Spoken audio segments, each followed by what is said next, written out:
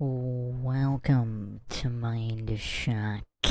This is your host, Bruce McGuire, and we are back again for a legendary Flat Earth debate logical analysis breakdown. This is part 3 of the Culture War.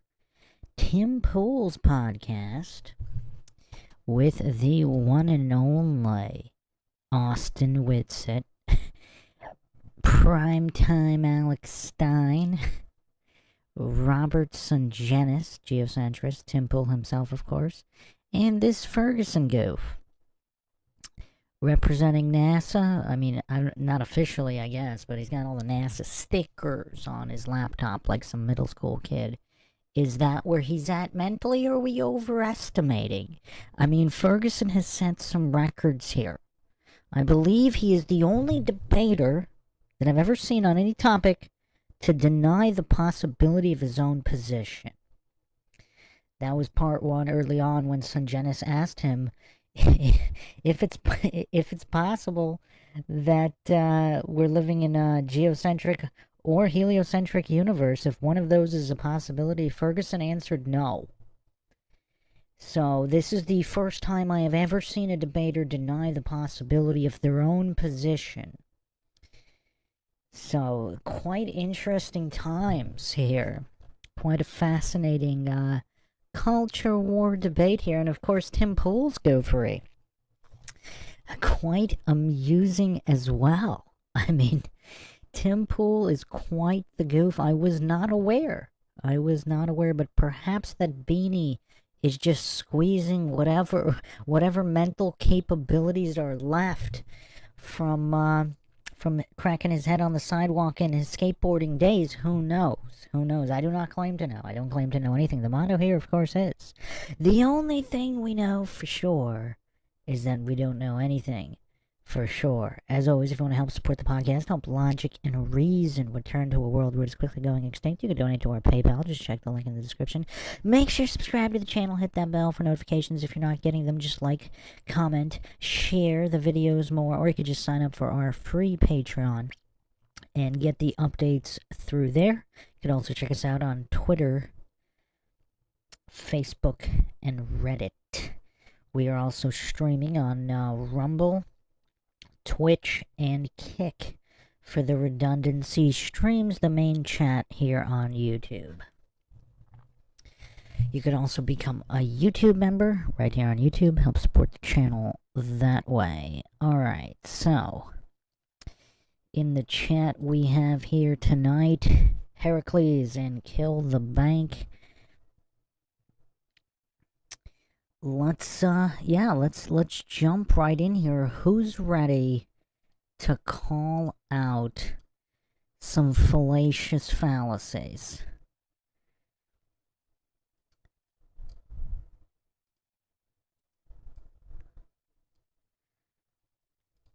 Who is ready?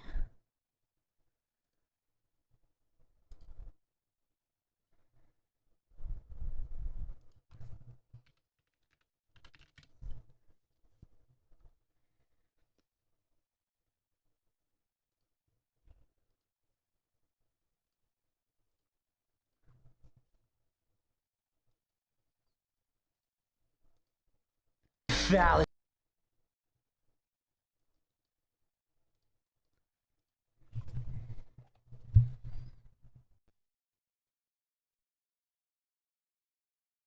Fallacies, fallacies, fallacies, fallacies, fallacies, fallacies, fallacies. Fallacies, fallacies, fallacies, fallacies, fallacies, fallacies, fallacies, fallacies.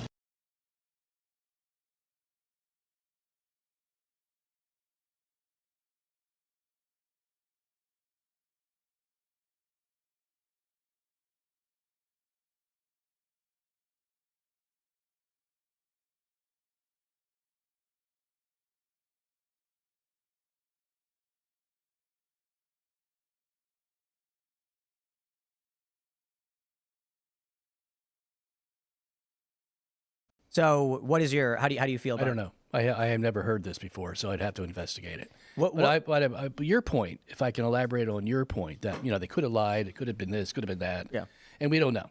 Okay, so let's go back to this Earth fixed or not fixed issue, and there's another experiment that was interpreted in two different ways by many scientists, and that was the 1887 Michelson-Morley experiment.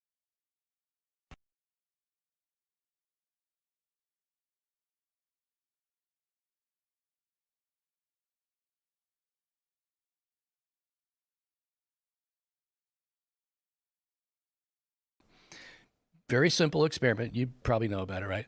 Okay, so if the Earth is moving around the sun at about 20 miles a second, and you shoot a light beam in the direction that the Earth is moving, that light beam should be impeded by space. At that time, they thought ether. Okay, so space is a something. It's not a nothing, because nothing does not exist. So it has to be something. Something's going to impede that light beam, and they could tell you by how much that light beam would be impeded. They can figure it out, okay? At the speed of the Earth. Yeah. So here's the problem. It didn't show any resistance to the light beam, space, okay? They couldn't measure anything. It measured just a little bit, but not enough for an Earth going around the sun, okay? So the obvious interpretation of that experiment is, well, the Earth isn't moving. That's why there wasn't any impedance of the light beam, okay? Well, we can't have that because we're all Copernicans, you see. We believe since the time of Copernicus that the Earth does move around the sun. So there has to be another explanation. This is where your lie may come in, you see. The explanation is there is no ether, and the light beam couldn't be impeded because the ether doesn't exist, which is a la special relativity. That's Einstein's special relativity in a nutshell, okay? So here's another way to explain the same experiment as opposed to a fixed Earth. Which one's correct? Okay, so we went on for a while where, okay, Einstein has to be correct. We all want to be Copernicans. We don't want to kiss the feet of the Pope. So we'll take his explanation, okay? And then 10 years later, Einstein comes back and tells us, well, the special theory really doesn't work all that well because it's in a pristine environment. You have no inertial forces, you have no ether, you have no nothing. And that's why the light beam can go the same speed. But what if we have a big universe where we have gravity, we have inertial forces, we have heat, we have all kinds of things that could impede that light beam? And so guess what? Einstein took back the ether that he had gotten rid of in the special relativity theory, okay? So if you take back the ether, then how are you going to explain Michelson-Morley? Yeah, and Wikipedia will tell you that that's Michelson-Morley disproved the ether, and everyone repeats that script. Yeah, they don't know what he just said. So you think there is an ether? Yeah. Definitely. But what is it? Could you explain what it is? Yeah, it would be, there's many things it could be. It could be an electron-positron dipole, because they found that in the 1931 Anderson experiment.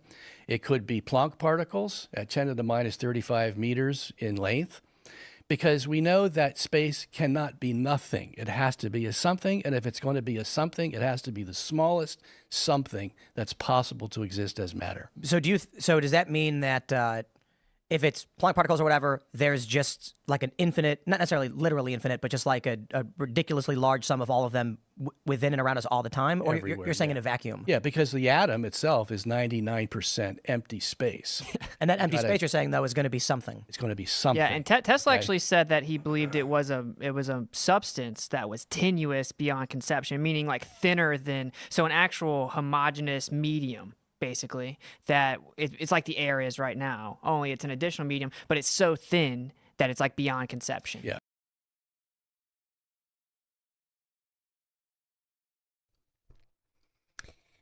Okay. So I'm actually kind of glad they're focusing more on ether than Michelson-Morley specifically, because Michelson-Morley, we went over that in the previous episode pretty extensively. I'll do a clip of that, and Airy's failure, because I kind of broke those down more than I had in the past. But the most common misconception of Michelson-Morley is that no ether drift was detected, whereas it was and it was just rounded to null for some reason. But it still allowed everything. First of all, it was a poorly designed experiment, which we went over. But even with the poor design, they still picked up something. So the scientism cope is just pretending that the rounded to null result was actually null in the first place when it wasn't. So that's the usual cope you get from scientism cultists and relativity worshippers, etc. Okay. So regarding ether, I mean, there's so many theories, but ether is kind of another thing. Coincidentally, so all of these ancient cosmologies, they're all flat earth cosmologies, obviously, for those that don't know.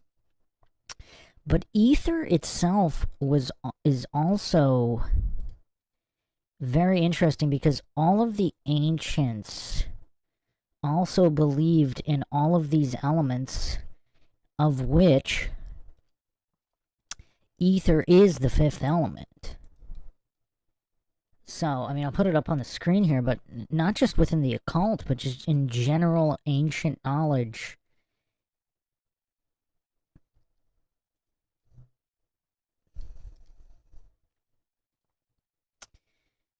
Oh, wow, this is interesting. Huh. YouTube getting glitchy again. This is quite annoying. Oh, man. Alright, I want to put this on the screen here. If YouTube will stop being weird.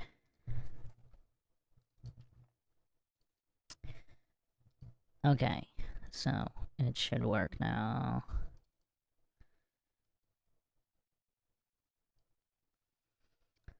So, not only was The Fifth Element this major blockbuster movie, but it is also literally gone over in the occult.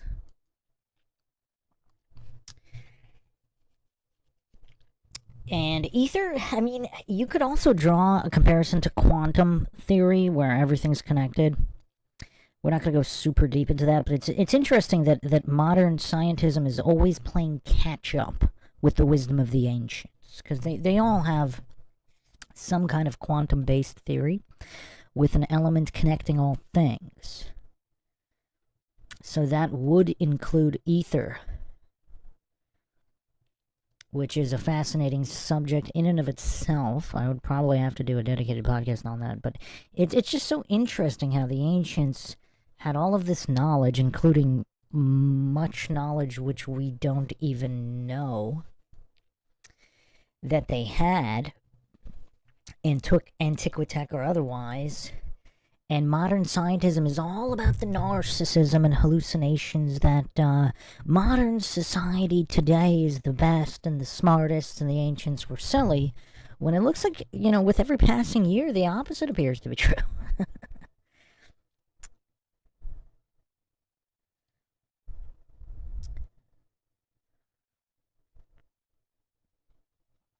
So, yeah, quite fascinating stuff. I am curious to see how, I mean, what's Ferguson's cope gonna be here regarding ether? Flowsinosihnihilipilification in the chat here. Welcome, long-time listeners, first time in chat. Welcome, Big Pine Sailing, Truth Trollette as well. Let's see what Witsit presents here.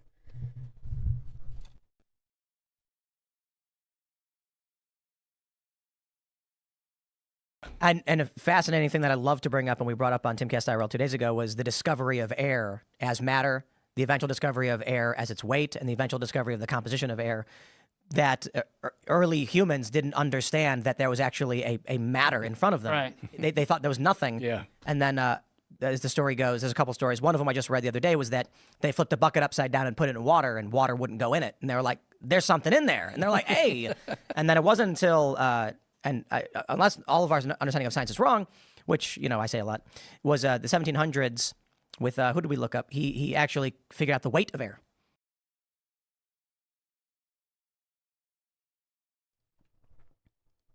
And you can hear the religious fervor in Tim Pool's voice. Like, there's no doubt. In the 1700s, isn't this like the religious regurgitation of the dogmatic texts that he looked up, the religious scrolls? Like, there's no doubt in his mind. Like, they're just the religious fervor there.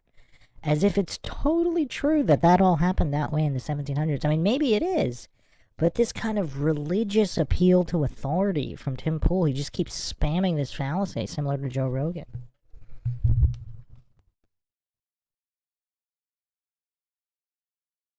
And then so it's fascinating. It's fascinating because we take so much for granted. Like the discovery of zero is fascinating in mathematics. Early humans didn't conceive of that in math, and how it behaves and how it affected our understanding of the universe.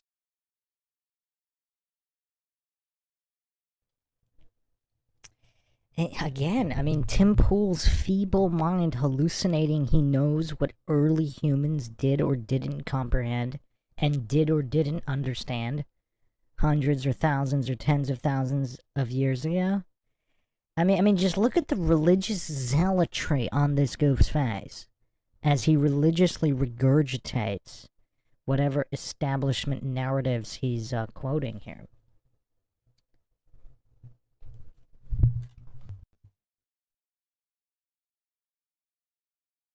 So, you know, just simply put, to wrap that thought, there's so much we don't know that would dramatically change everything we think we know about the universe, which could happen as soon as humans discover another concept. Or, you know, zero is kind of fascinating because it's so obvious to us now. It's just ingrained in us.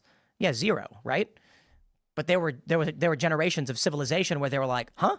And then somebody went, dude, it was an Indian guy, and he was like, look at this. And then they were like, whoa.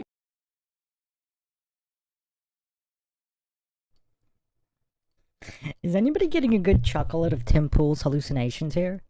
Like, he knows exactly what every civilization did, discovered, how other civilizations reacted as if they didn't know. Like, whoa. I mean, that's the level of goofery Tim Pool brings to the table. It's kind of impressive, actually. I mean, I'm not sure we've seen this flavor of goofery before. I mean, has anybody else seen this flavor of goofery?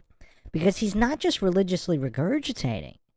Now he's even acting out within his hallucinations. He's acting out the reactions of others to the alleged discoveries hundreds or thousands of years ago. I mean, this is layered goofery here. We're going into several degrees of layered goofery. I mean, Tim Pool is single-handedly redefining the goofery game here right in front of our eyes.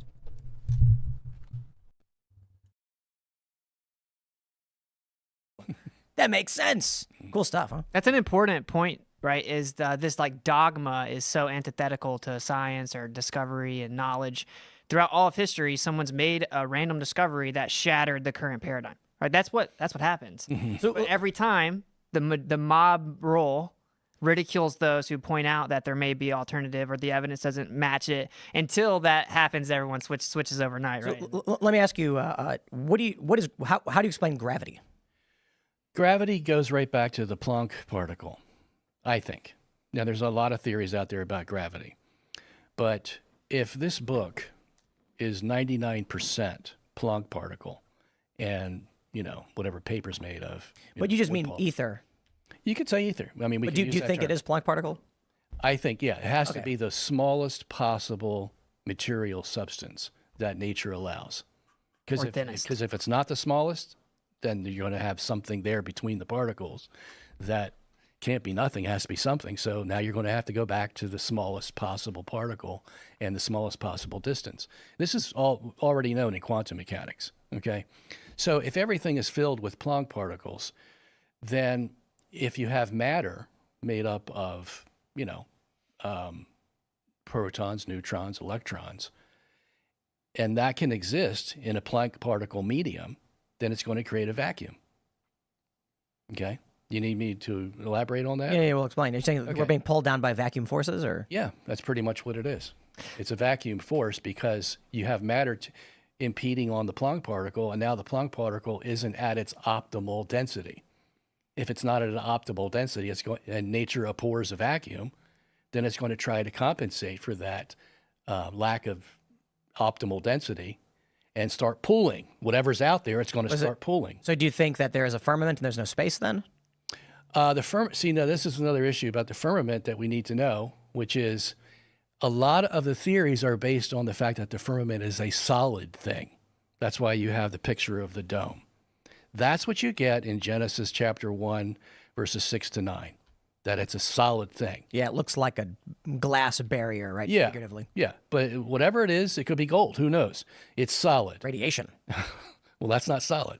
No, you're saying the presumption is that it's solid. No, because that's what the Hebrew word means. Oh, really? I mean, that's why you get that's why you get the word firmament. It's firm. Yeah, okay, but in that's where Greek it it's comes from. stereoma, which means solid. Yeah, but there's another facet to this Hebrew word, rakia, and you get that in the second part of Genesis 1 when it starts talking about the celestial bodies.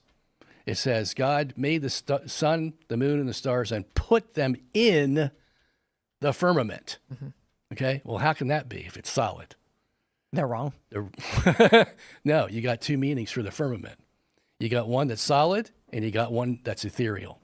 And that's where the celestial bodies can fit in.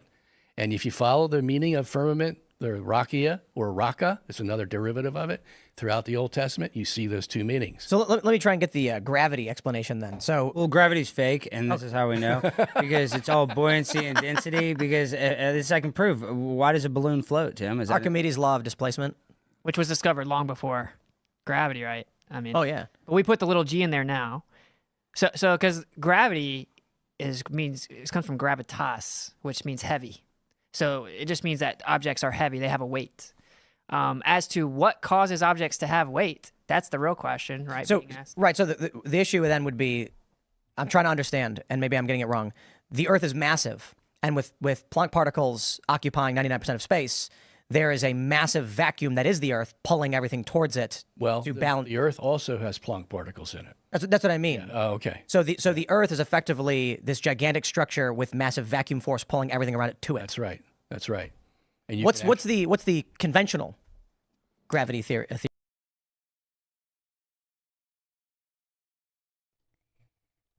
So I was just about to say that was one of the most insightful. I mean, it wasn't that long, but that was. I mean, I don't know. That was a minute, maybe a little bit more. Stretch of just very interesting conversation with nobody fallaciously claiming anything, right? Witsit jumped in there with some etymology. Tim Pool was just asking questions in a non-goofy fashion for that short little stretch of time. We're not talking about before that when he was hallucinating and regurgitating. But for this short period of time, that was one of the best exchanges on this topic I've ever seen or listened to. That was quite respectful without fallacy spamming, because even Sungenis wasn't claiming it was true. He was just citing different pieces of information. So that was actually quite interesting, wasn't it? Or is the stream lagging? It looks pretty good on my end here.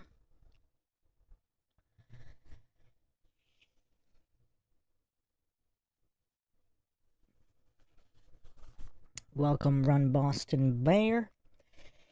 Rethink Inc.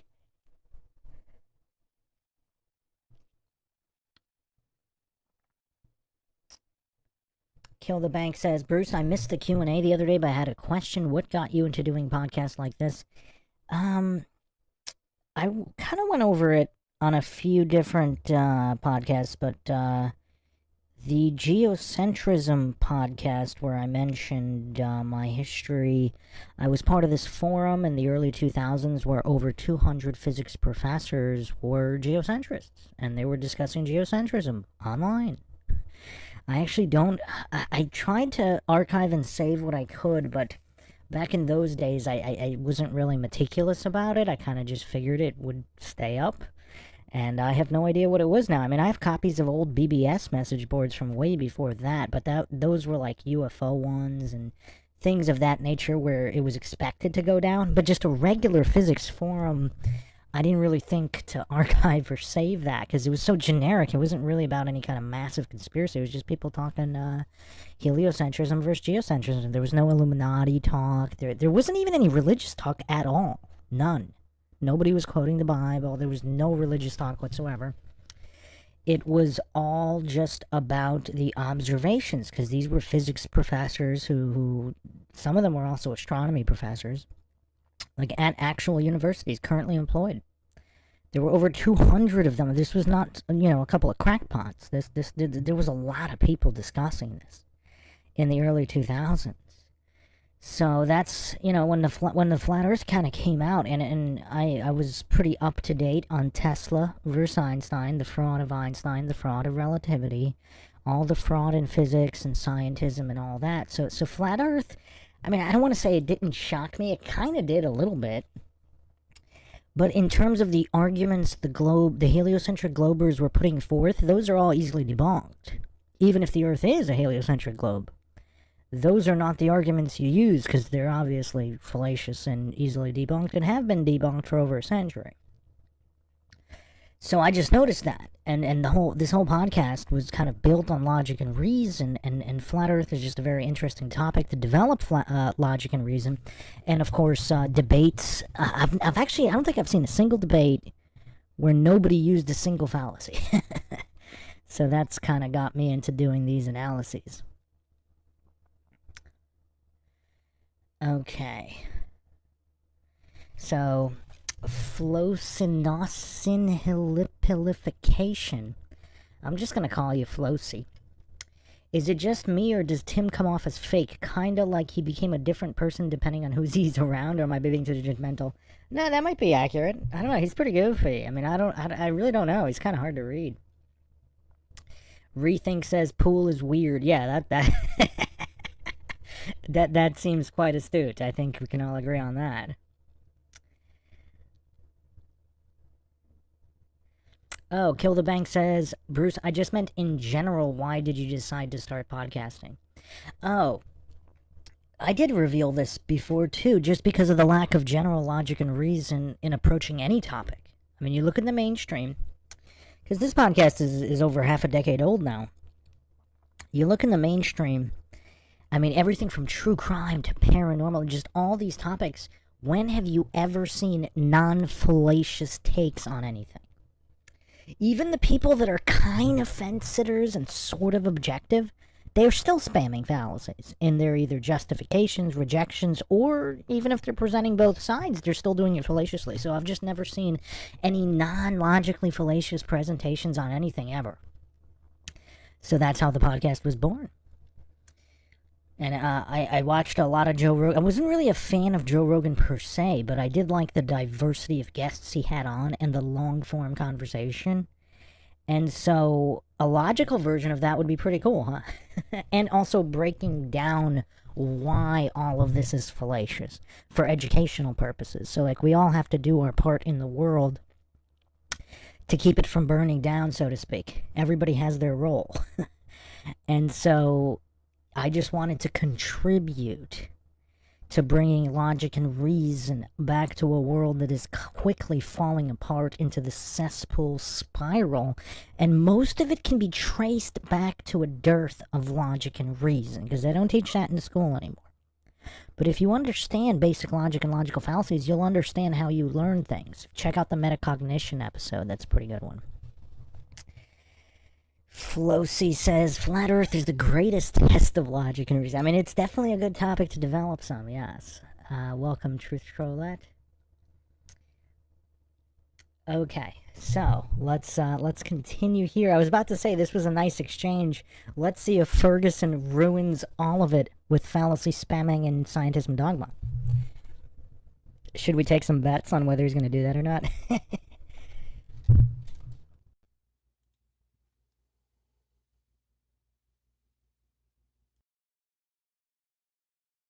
Theory of gravity. So, and to be clear, I'm not a physicist. I'm just an amateur astronomer who enjoys looking at the stars. Are you?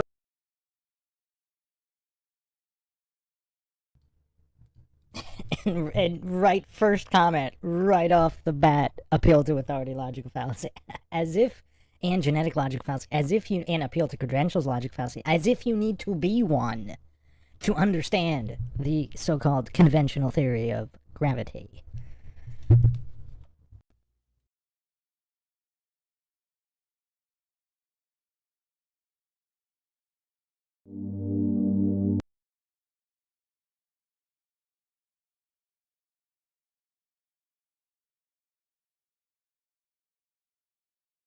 fallacies, fallacies, fallacies, fallacies, fallacies, fallacies, fallacies, fallacies.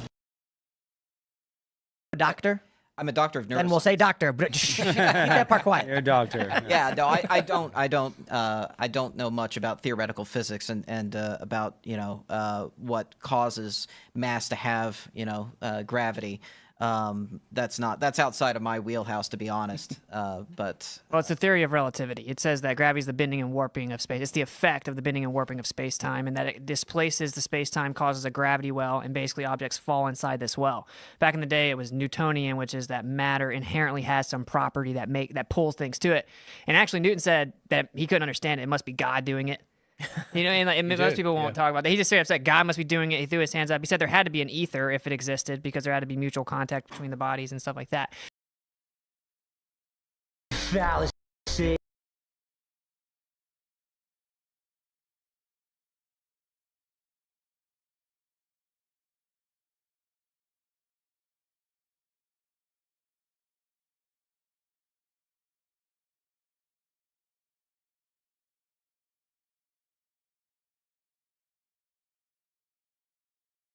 That's what I'm talking about! That's why he's the MVP! That's why he's the GOAT! The GOAT!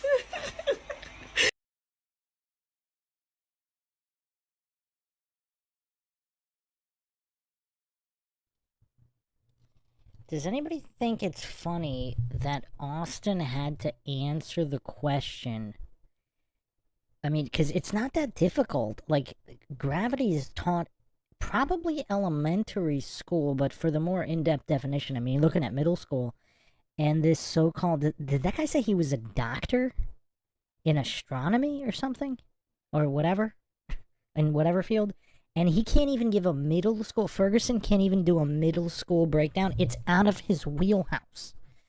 To give a basic conventional definition of the theory of gravity is out of Ferguson's wheelhouse. I mean, that's interesting. I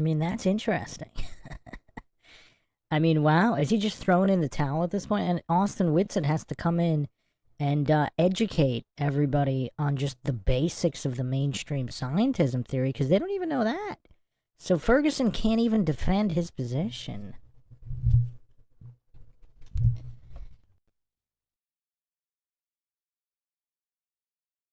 But this is interesting because people will say, like, hey, stupid flat earther, what's gravity, right? But the mainstream model doesn't have a viable model for gravity. right, It's not even remotely close.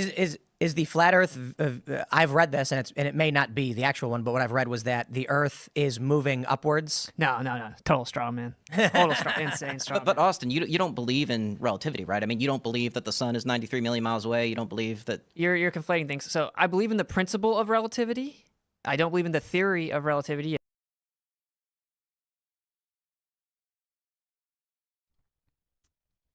I mean, I can't believe I have to keep stopping this, but Ferguson thinks that the theory of relativity has something to do with how far away the sun is?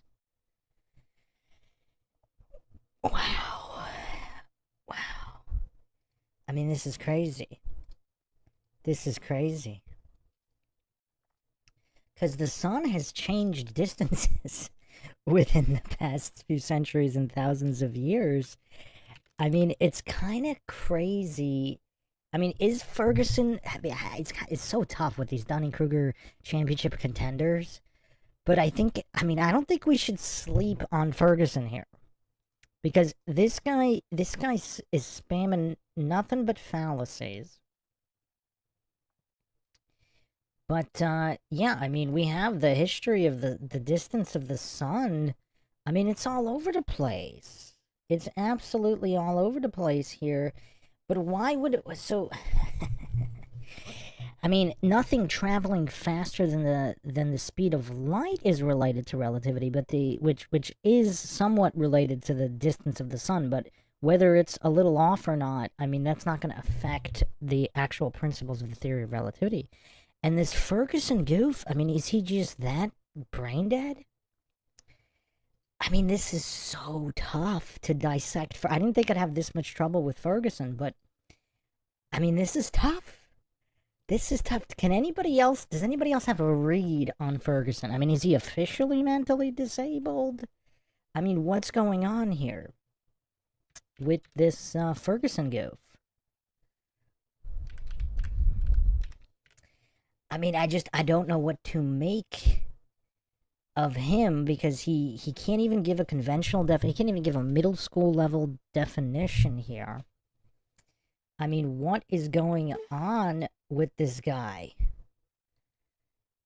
I mean, maybe this clip will help us figure out what is the deal with Ferguson.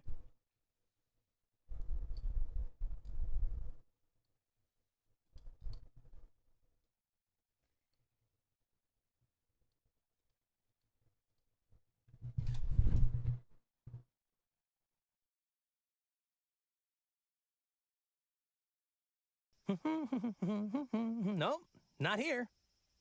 Oh no, my poor husband. He's a vegetable. He's a vegetable. He's a vegetable. He's a vegetable.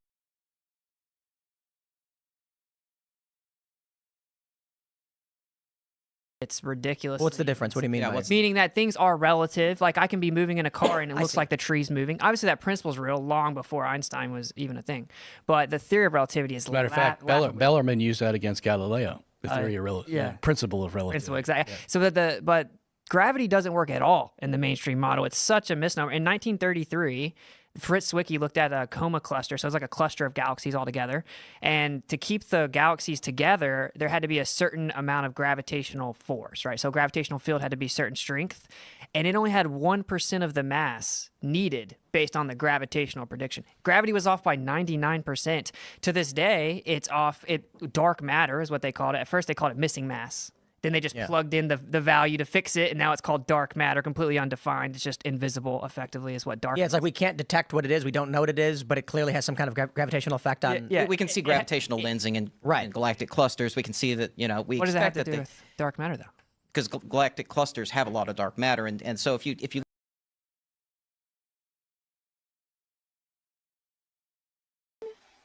Here. Oh no, my poor husband. He's a vegetable. He's a vegetable. He's a vegetable. look What at is dark matter? if you look at galactic clusters, they seem to be lensing light.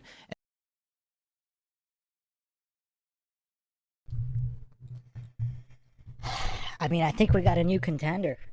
If you look at dark clusters, they seem to be lensing light, therefore dark matter is real. Therefore, the post hoc logical fallacy of plugging in the numbers to make everything fit retroactively and pretend that that's the way it works and it couldn't work any other way in typical scientism fashion. I mean, wow. I mean, I think we got a new contender here. Ferguson has just thrown his hat in the ring of the pantheon of Dunning-Kruger greats. I mean, I was not expecting this, but I mean, this guy really appears to be a vegetable. I mean, he doesn't understand any of the questions. He can't answer any of them. He can do random regurgitations, but not basic regurgitations. He can't even do a basic middle school level regurgitation of the basic theory of gravity. I mean, this is... we're witnessing history here. We're witnessing something truly special here. I mean, it looks like he doesn't even believe his own BS. Because with Sartain, Bryant, Myers, who else do we have? I mean, see, I'm not sure about Craig of Fight the Flat Earth. I don't know about that guy. Or McToon. He might not believe his own BS. But this guy, he's not even really putting up that good of an act. I mean, he's just sputtering in his scientism goofer here, but look at his face. There's zero confidence in what he's saying, and it's like he can't even cope. Like, is he that much of a narcissism? He's a narcissist. He's having trouble coping with his inability to actually explain anything simply, succinctly, and non-fallaciously. I mean, wow. I mean, the thing is, his verbal diarrhea game is just nowhere near good enough to be the Dunning-Kruger champion. I mean, he just talks too slow. He's just too slow mentally. I mean, he just doesn't have the fallacy spam game that some of these other Dunning-Kruger contenders have. However, he's also the only debater. He's the only debater to deny his own position thus far, because I don't think even Craig did that. Has anybody seen a Craig debate where he denied the possibility of his own position? I mean, that seems to be unique to Ferguson here. Now he's just sputtering around these clusters. I mean, what's the chain of custody on these dark globular clusters? And, I mean, this is based on observational data from the Very Large Telescope. What a great name. The VLT in Chile. So, has any of this been verified by more than one? I mean, supposedly there's... So, this is all coming from the VLT. I mean, even if it came from other incredible telescope, I mean, who's verifying this information? This is all on blind faith from the religion of scientism. So he's just appealing to faith here. Does Ferguson have nothing other than appeals to faith?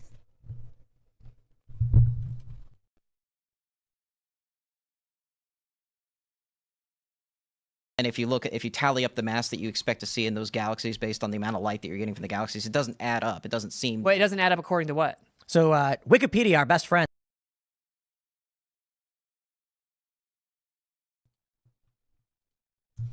Tim Pool, you bastard. I wanted to see Ferguson answer the question. Doesn't add up to what? A previous assumptory expectation? So they're just stacking the house of cards of fallacies. I mean, why did Tim Pool jump in here? Like, did you guys see Ferguson's face when he asked him that? Let's see here. Nope, before we got there. Oh, I just messed it up. I forgot where we were. Oh, man.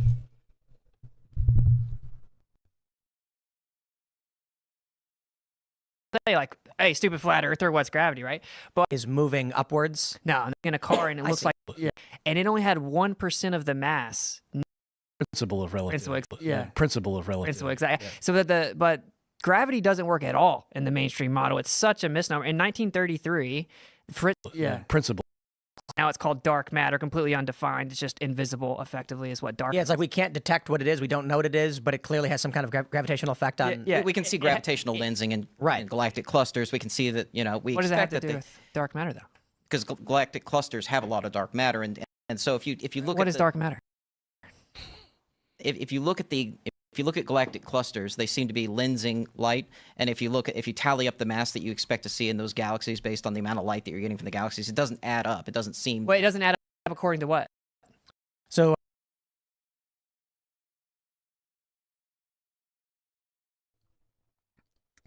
Look at the goof's face.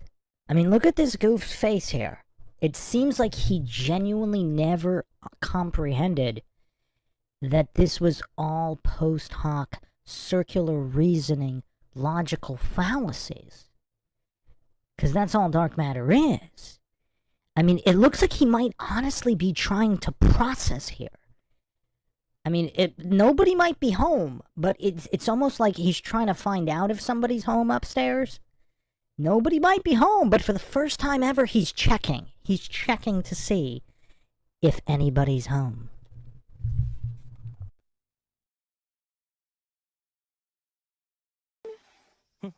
Oh, my poor husband. He's a vegetable. All right, this ought to be enough for a few days. Oh no, he's a vegetable. He's a vegetable. He's a vegetable. He's a vegetable. But Wikipedia, our best friend, says dark matter is a hypothetical form of matter that does not interact with light or other electromagnetic radiation. It is dark matter is implied by gravitational effects, which cannot be explained by general relativity unless more matter is present than can be observed. Now that's fascinating because that sounds to me, and I hate to say it, but it sounds like they have this theory and they go, okay, well the theory can't explain this thing, so something must be there then, I guess. Exactly.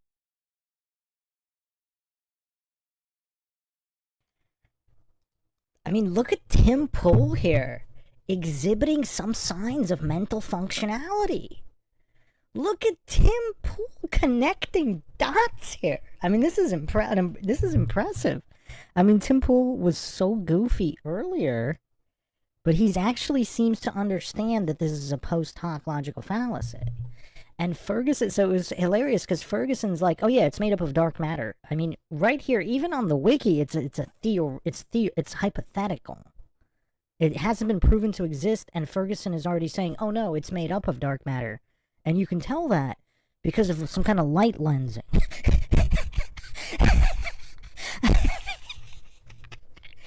Oh man, this is hilarious. This is hilarious. Oh man, yeah, the mods, let Sean Hawkins humiliate himself with his Dunning-Kruger goofery here. Don't remove his comments. It's always good to have the Dunning-Kruger goofs prove the points against themselves better than anybody else ever could. Nobody said education is indoctrination. That's a nice straw man, though. Indoctrination facilities, aka schools, are indoctrination. That's why Mark Twain said, never let your schooling get in the way of your education. This was all known. But it's funny because even Ferguson here, who went through all the indoctrination, he can't even regurgitate the indoctrination properly. Austin Witsit has to explain his own position to him because he doesn't understand. Oh man. Sean Hawkins, that would be a hasty generalization logical fallacy stacked on top of a false dichotomy fallacy. Every flat earther, and appeals to extreme logical fallacy, every flat earther thinks that education is indoctrination. Nobody said anything about education. They're talking about schooling. Now, schooling may or may not include education, so, basic arithmetic, English grammar, that is education within schooling. That's not really indoctrination, is it? That's actual education within the school system. That's about it, though. Not too much else there. I mean, yeah, a little bit, but yeah. Yeah, he might be trolling, but let the goofa humiliate himself. We do have a quota. We do have a quota. Whatever happened to that other goof? He was kind of funny, but yeah, let Sean Hawkins hang himself here with his fallacies. It is quite amusing. I mean, if he gets really out of hand, I mean, I'll have to give him a little time out. But so far, he's just humiliating himself in an amusing fashion. As long as he keeps doing it that way, that's perfectly fine.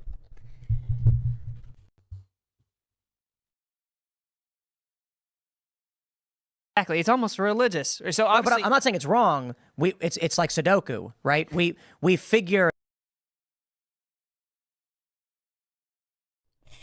Okay, I take back what I just said about Tim Pool. He's not connecting dots. Dark matter is like Sudoku. Oh man, that's great.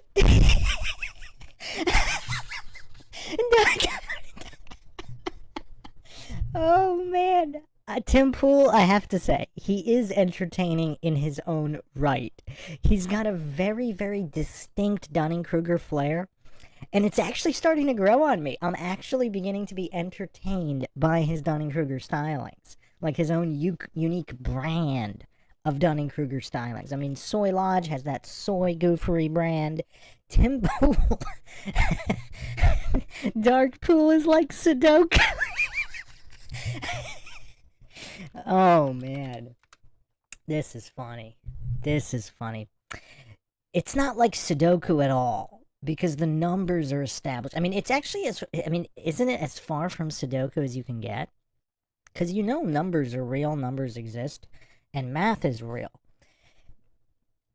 That's a lot different than hallucinating up random types of matter existing to spam a post hoc logical fallacy to retroactively fit theories that don't work. That's I mean, that's as opposite from Sudoku as you can get.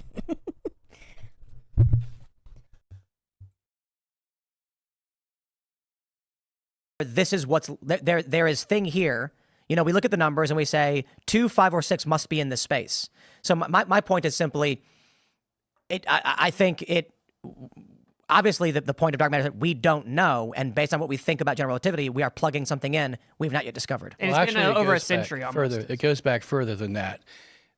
What they're saying is that F equals ma, which was Newton's formula, okay? Einstein's formula is G equals 8 pi tau, which is almost identical to F equals ma. So what does F equal ma mean? Force equals mass times acceleration.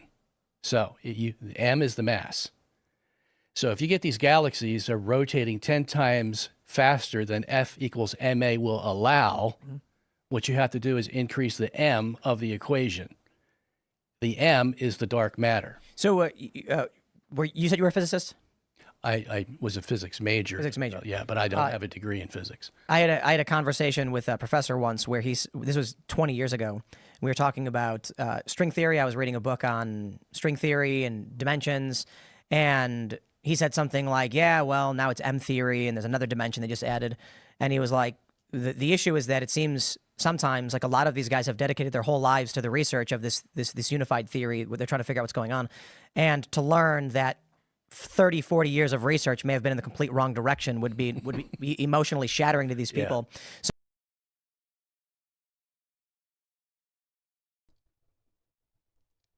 I really don't know what to make of Tim Pool, because that's an astute observation, and I mean, that's not something normies can usually process mentally. But Tim Pool has enough mental functionality to comprehend that. I mean, Tim Pool is really interesting, I have to say. I mean, it's so weird. Like, he'll go and make a really decent point like this, but his previous point is dark matter's like Sudoku, and that there's spies in a factory, and that's why the Battle of the Beams was the way it was. I mean, he's all over the place. I mean, this is kind of crazy. I mean, he's absolutely all over the place. Heracles says Sungenis's K reminds me of the guidance counselor in South Park. Oh man, that's funny. I missed a few comments here. Welcome, Flat Bob. Dave Scott in the house. Dave Scott, the man who defeated Chuck Norris himself in a physical endeavor. Dave Scott. Aaron says, maybe Poole is just too brilliant and we don't understand. Oh, man. Maybe it's some kind of unique brand of mental disability / Asperger's that has yet to be properly defined or quantified. Where it's just these astute observations mixed in with just absolute flatlining. I mean, I don't know. I don't know.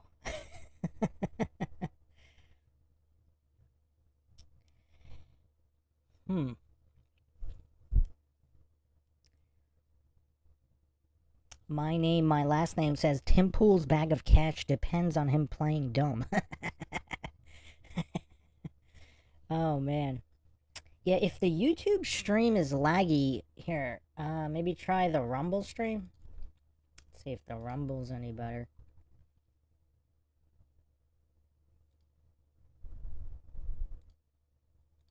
Is the Rumble stream working? Okay, yeah, you can try the Rumble stream.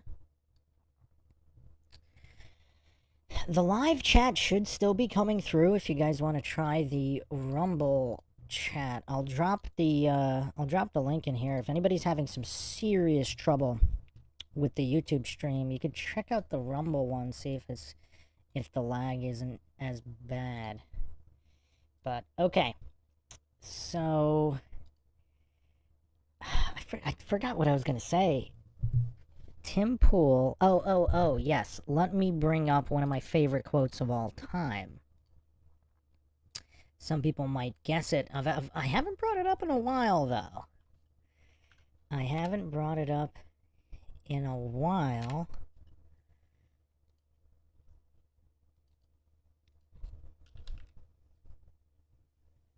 But, here it is.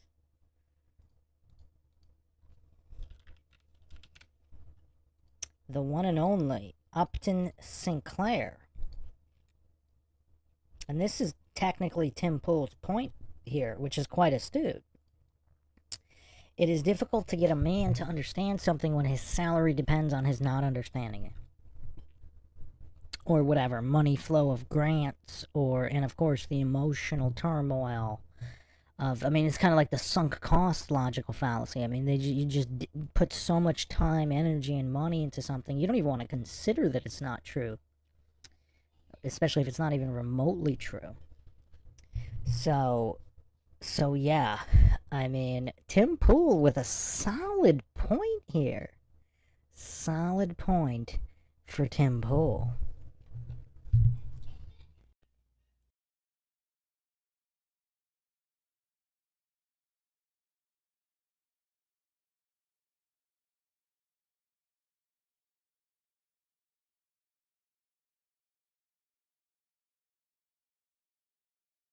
So instead of saying maybe I'm wrong, they say add another dimension to make it work. Exactly. Same with relativity. Actually, PhD physicist Robert Bennett, you know him. Shout out to him. I talked to him quite a bit.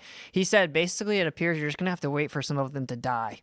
You know, like that's that's actually what I was told. This is a really fascinating conversation because I was reading a book on a couple different books on quantum theory and things like this, and what I was told was major shifts in science happen when generations of scientists die. Yep. Because they over a lifetime, they develop a view of the world that they're emotionally attached to. And that's not an insult. And it's not to say that they're irrational or angry. It's that they see the world in this one way and they see all these pieces. And it's hard for them to turn around and look at something different. Someone who's young comes in and is navigating the space from a different perspective, and they might notice something. So when the older generation dies, I mean, this literally explains geocentrism and heliocentrism. There's a generational shift, and then people now viewed the universe and it became mainstream conventional that we orbit around the sun. When one generation goes, the new generation believes something totally different. Well, this is a major part of it that people need to understand. It's the Copernican principle. It's the idea that the Earth That's doesn't. what your movie's about. Yeah, that's what the principle is referring to. Yeah, the Earth doesn't occupy a special or unique position. This is like a philosophy. It's that the idea that the universe is so huge that it's illogical to think the Earth. Let me would give be you a special. good example of how a scientist can be so biased when he's looking at that so-called evidence. Edwin Hubble, you've heard about him? Yeah, he has a telescope named after him. Yeah, famous guy, famous astronomer, one of the most famous. We cover him in the movie, and in 1929, he used the Mount Wilson telescope in California, a 100-inch telescope. I mean, it's as big as this table. You could see galaxies for the first time in human history. Wow! So he saw them, but he saw something peculiar in these galaxies, and that was they all had a redshift of the light beams. What year was this? 1929. Okay, and he wrote a book in 1937 describing all this called the observational, that's the key word, observational approach to cosmology. Okay, what do we see out there? How do we interpret it? Okay, so he sees the redshift of all these galaxies, no blue shifts. This looks like the Earth is in the center of the universe. He says it in the book. In every direction, you see a red shift. Right. So can you explain redshift? Yeah. When light travels, it can be disturbed, taken energy from it, and the light you see is going to shift more to the red end of the spectrum than it would to the blue end of the spectrum. Now, you know what light is because you see a rainbow. You see 7 colors. So it'll be like seeing a rainbow with more red than usual. And so what does that imply? That implies if you get redshift from every angle you're looking at, okay, and you get no blue shifts, that means we, the observer, have to be in the center of it all. So I got a riddle for you guys. You are in a cabin with, how does this go? I'm going to ruin it. With 4 windows, and I'm ruining it. Let me look it up. Let me finish the story first. To finish the story. Okay. So he says, but we can't have this. This is horrible. This is horrific. We would only accept this as a last resort to explain the phenomena that the Earth is in the center. So what do? Well, here's what we do. We get rid of the center. We get rid of the center, okay? That means we get rid of Euclidean geometry, and we make a balloon of the universe. A balloon has no center, just has a plastic surface, okay? We put the galaxies on the surface of this balloon, and then we blow the balloon up. So it gets wider and wider and wider. What's going to happen? Each galaxy is going to see the other galaxy move away from it, and what's it going to see? Redshift. So you're in a house with 4 walls facing south. You step outside and see a bear. What color is the bear? What? You're in a house with 4 walls facing south. Okay. You step outside and see a bear. What color is the bear? 4 walls facing south. You step outside and see a bear. What color is the bear? I don't know. Anybody? I believe it's 4 walls facing. Oh, yeah. Okay. What color is the bear? It's not white? Well, okay, it is white because you're at the North Pole. Exactly. The walls are facing south. All right. So that's what this reminds me of. Yeah. How could it be that your house is facing south in every direction? Yeah. You're clearly on the North Pole. Yeah. The only direction you can go from there would be south. Perfect. I'm going to use that. And so the riddle is, what does a bear have to do with my house facing south? But if you actually break it down, you're like, how could your walls only face south? You're at the North Pole. The only bear that you're going to find up there, I don't even know if polar bears are at the North Pole. But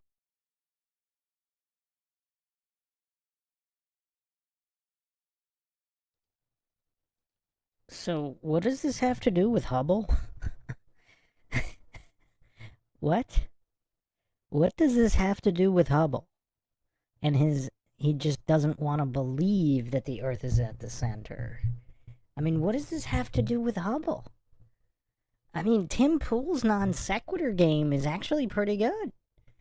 I mean, his non sequitur game is, I mean, it's up there. He's got a pretty strong non sequitur game.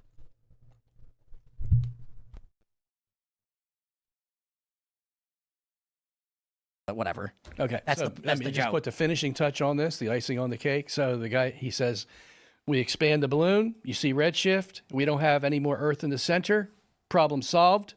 Okay. So Father Lemaitre comes along, Belgian priest, Catholic, and says, okay, let's do this. Let's reverse the expansion and make it go down to what happened at the beginning. And you can't define what happened at the beginning. That's why they call it a singularity. But they're figuring it took 13.78 billion years for it to start here, and then expand to the point where we see redshift everywhere, you see. And that's how you get out of an Earth-centered universe, by rearranging the universe into a Riemannian two-dimensional balloon instead of a Euclidean geometry with a center. I think the argument they make is that the universe is expanding, and we're not in the center of it, but is expanding. It's still expanding around us. Thus, you will see a redshift regardless. Yeah. So if you know the way you're describing it is if you're on this balloon, even if we were on the leftmost surface of it, as it's expanding, we're going to see things even right next to us redshifting as they're moving away from us. Yeah, but we're going to see blue shifts too. That's the where issue. how would you see a blue shift? Because you're closer to the light now, and it's not going to have the same kind of stretching that it had when you were in the center. But it's still moving away from you. So no matter where you are on an expanding surface, everything's moving away from you. Very slowly. So you're Right. not going to get an intense redshift. It's going to shift to the blue end of the spectrum now. Or I don't think it wouldn't shift to blue. It would just be less red. Sure. It would be shift to blue. It has nowhere else to go. But if it's moving away from you, isn't it still going to be red? It's moving slowly away from you because you're near the edge. So why would that? So even if it's moving away from you, it could have a blue shift. No, it'll shift more to the blue end of the spectrum. It's not going to have the same amount of redshift. You I see what we're you're saying. talking Right, about degrees here. Yes, And this yes, has actually yes. all been disproven too. You can look up like all the redshift anomalies. There are things that are way closer to things that are super far away. They have way more redshift though. Right. But so the universe is expanding. No. No, that's the philosophical assumption required to get rid of the idea the Earth could be in the center. Hubble actually said it was intolerable and horrific. It shows that it implies the Earth's in the center, akin to what everyone thought throughout mankind. But we're going to avoid that at all costs. Well, so if the universe isn't expanding, what explains the redshift? There are many theories Yeah, actually. There's a very simple one. When you have a galaxy out there and the light beam leaves the galaxy, the gravity of the galaxy is going to pull on that light beam. and it's going to turn it into a redshift. It's going to slow it down. Yeah. Effectively. Yeah. And there's something called the tired light theory, which is the idea that it attenuates proportionate to distance. So similar to how like a laser can't go as far through water as air, it attenuates, it gets absorbed into the medium. So that would do it. There's also Like light is passing through things that interfere. Yeah, it could be it. That was the first theory. Yeah, and I actually think that it's electromagnetic retardation. It's actually been shown that. But you can't Witsit, say that. you don't believe that galaxies are millions of light years away to begin with. That doesn't matter at all. It does. No, it literally doesn't matter at all. It does. But why? Because you're talking about a light attenuating over great distance. Like, you don't even believe in those distances.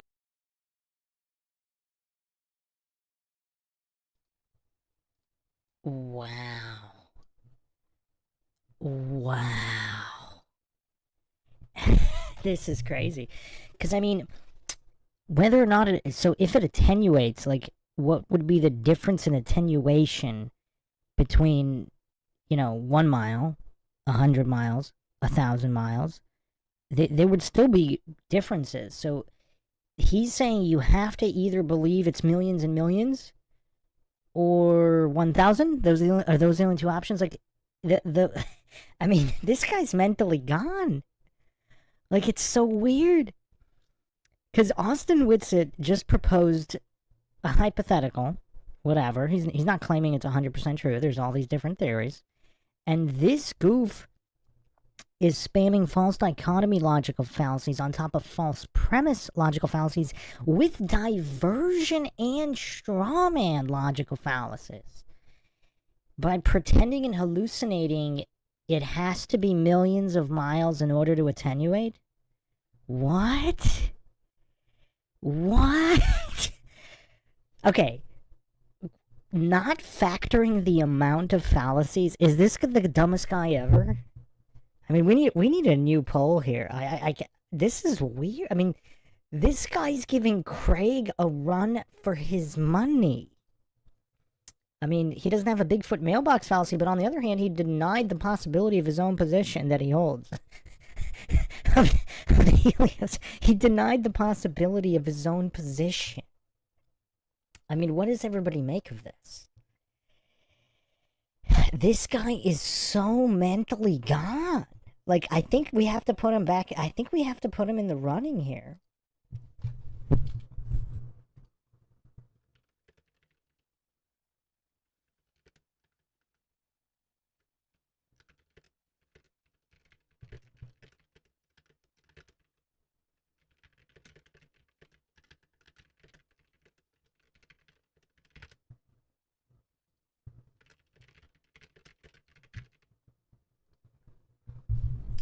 Alright, the poll is up here. Is Ferguson the dumbest guy to participate in a flat earth debate ever?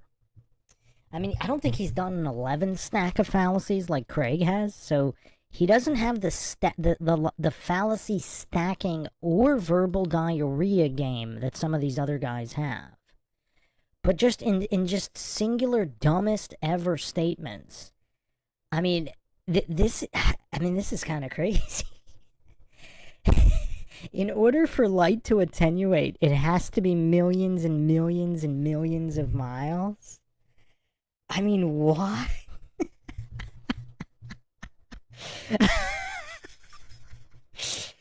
Oh, man. Oh, man. I mean, that would depend on so many things, including, of course, is there ether? Is there not ether? Is there another medium that's not ether? I mean, just the basic, maybe he doesn't know the definition of light attenuation. It's simply the reduction in intensity of light. I mean, that's all. That's it. It's simple. Like, light, you can observe light attenuating through a 15-foot pool. Like, you don't need a pool millions of miles in order to observe light attenuation. Miniphysics.com has a pretty good definition. The attenuation of light refers to the reduction in its intensity as it travels through a medium due to absorption or scattering of photons. If you have a really low power light source, you can observe light attenuation in a tiny little room, in a tiny little closet. But this goof is hallucinating. You need millions of miles. I mean, wow. Flat Bob says, I've seen some dumber flat earth debaters that are way dumber than this guy. He's fallacious, yes, but he's not the dumbest. Have you ever seen another debater deny the possibility of their own position, Flat Bob? Have you ever seen another debater arguing that you need millions and millions of miles in order for light to attenuate? I mean, has this guy never been in a pool? I mean, this is pretty bad. I mean, Flat Bob, who do you have that's worse than this? I mean, I don't think even PhD Tony would say you need millions of miles for light to attenuate. Joey B says, no, that was Soy Boy, Soy Lodge. Yeah, I mean, yeah, Soy Lodge is definitely in the running, but even Soy Lodge didn't deny the possibility of his own position, did he? I mean, Soy Lodge doesn't know anything about anything, but I don't think he denied the possibility of his own position. This Ferguson goof flat out denied the possibility of his own position. I've never seen that before. I mean, I've just never seen that before. Kill the Bank says he's up there, though. Flocy says he's definitely a goof. Aaron says, my sister in Christ who passed 2 years ago did a painting about 10 or 12 years ago in which the sun appears among trees. What do you mean, appears among trees? No, this is a genuine question from me. I've never seen a debater on any subject deny the possibility of their own position that they hold. But Ferguson did. I've also never, I mean, maybe there are goofs out there that would deny that light can attenuate over short distances or in a pool. I haven't seen that. I mean, maybe they're out there, but I've just never seen anybody deny the possibility of their own position. I've just never seen that before.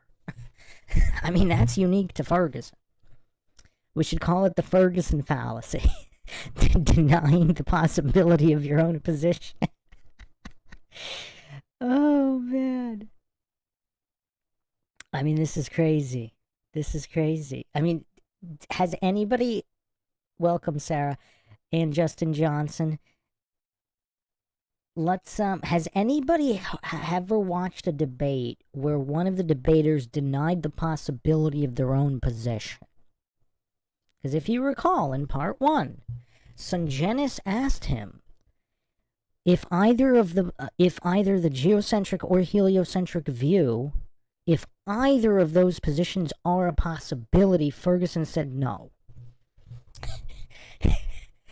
Now, unless his position is that the Earth is not a heliocentric globe and he's some kind of, I don't know, concave earther with some kind of unique new version of the universe, which he hasn't presented, you know, with all the NASA stickers, I'm assuming he's just straight up scientism cultist.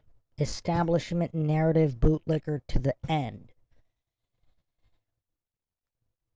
Heracles says he's definitely a goof, but not as dumb as some debaters I've seen. He at least can recall some facts. Can he? Can he? Has he said anything that was actually factual and not fallacious? I'm trying to think. Because I'm really trying to think. I don't know if he's actually said anything factual.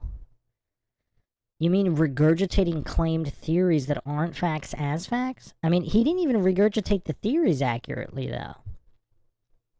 Like with Ares' failure, or, I mean, he didn't even... Okay, I guess... So even when he mentioned dark matter, I mean, he said he couldn't give a conventional... he said a conventional definition of gravity is not in his wheelhouse while talking about dark matter. I mean, this is truly unique. Go for it. Aaron says, the painting shows the sun doing something weird which others actually witnessed. What was it doing? So the majority of the chat right now is saying he is not. It's 38% say yes, 44% say no, 19% too triggered to answer. For the 44% that say he's not the dumbest guy ever, who's dumber? I mean, because even Soy Lodge didn't deny the possibility of his own position. I mean, he's really dumb. I mean, obviously. I mean, he's definitely one of the dumbest. mean, that guy, but even he did not deny the possibility of his own position. Oh, Heracles says, I should have put facts in quotes. Yeah. I mean, I'm not sure I've seen anybody dumber just on the basis of denying their own position.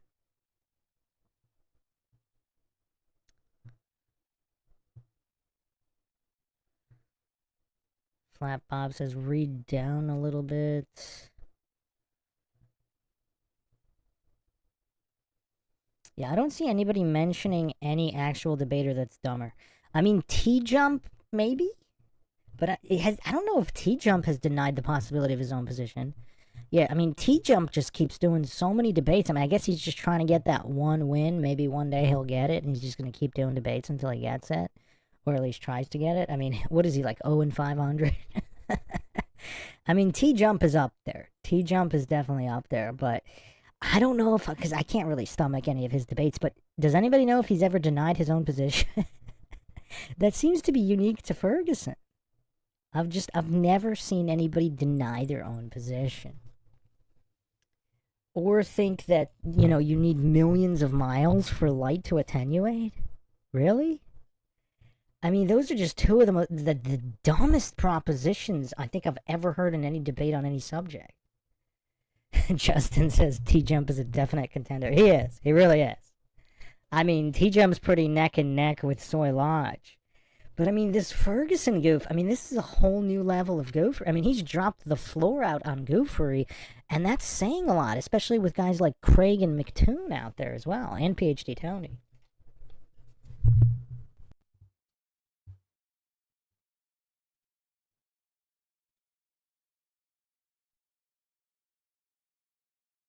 It's like, how do you even I don't know? believe in the medium either. You don't believe in ether? No, well, okay. So now we're introducing a medium, and maybe even another medium. And let's You said you didn't let's believe also in it. introduce some plasma, because it's been proven in a lab, unlike your belief of redshift, that photons, quote unquote, which I won't get into that. They redshift through plasma. So They you redshift through don't think you plasma can proportionate replicate to the medium. redshift? You don't think that you can get Doppler shift on a spacecraft traveling out from the Earth? Yeah, of course, with frequency, and then you get into like sound and wave, sound and light, and what's the difference between Well, the you two? said you couldn't recreate it. Like we can test redshift. No. What I said was your theory has been proven wrong, and the reason it's been proven wrong is because the observations don't actually match the theory. For example, quasars, supernova, and I could go on. When these are observed significantly closer to Earth in your paradigm, there's way more redshift than things that are further away. Also, the redshift isn't. Wait. You're saying that the quasars are further away than the galaxies?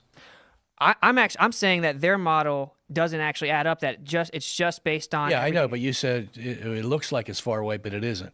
Now that's the theory that goes along with quasars being way far away and galaxies being rather close to us.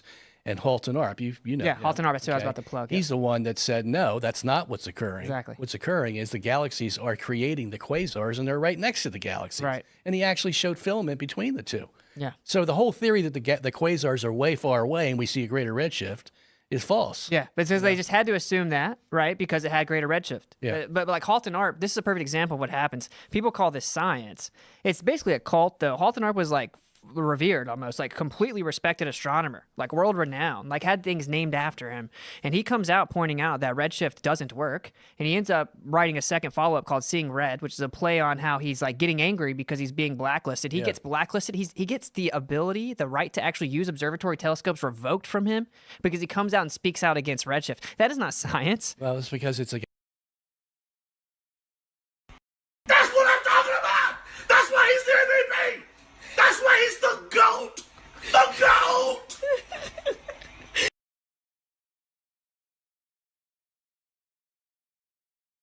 against the Big Bang. Yeah, it's a cult. It's a cult, and that's what the Copernican principle is. All the evidence shows the Earth is in the center, and no one knows any of this. It's been omitted from the consciousness of people, and then you get into the physical test, it just definitively proves it. I want to say something here that is a dimension of this that deals with my major study, which is theology, and that is this: that if the Earth is in the center of the universe, that means somebody had to put it there, because it's not going to get there by time and chance. Is that, would some argue then that you are incentivized to push theories towards the idea of a geocentric universe? I would never do that.